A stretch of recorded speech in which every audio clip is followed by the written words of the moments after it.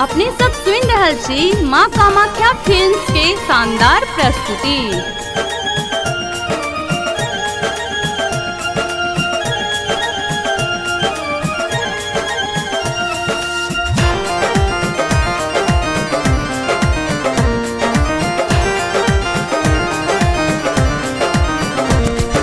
धियान मैया दर्शन ललसा हमर पुरबियो।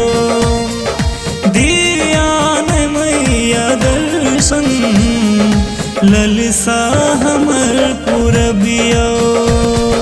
कल जोरी माँ पुकारै छी, कल जोरी माँ पुकारै छी, आशा हमर नै तोरियो।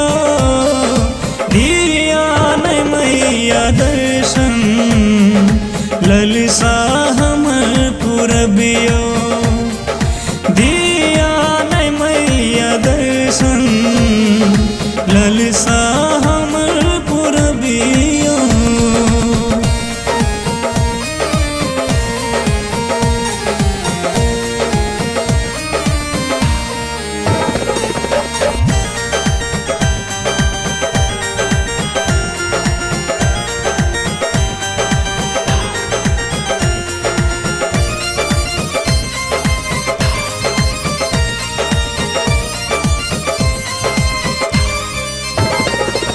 नित्य दिन ध्यान धरै छी माँ, नाम ही के जपै छी।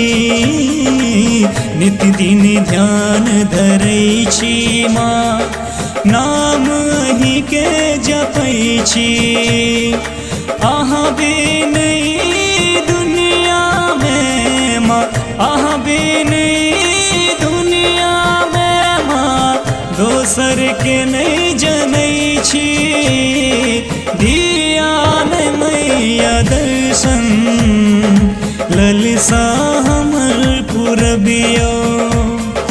धियान मैया दर्शन ललसा हमर पुरबियो।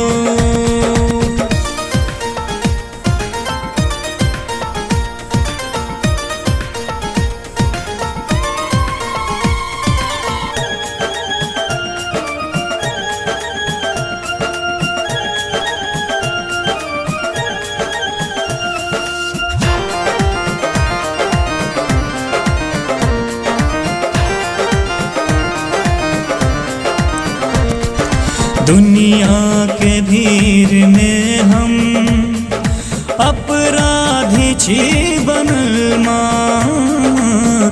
दुनिया के भीड़ में हम अपराधी छी बनल माँ।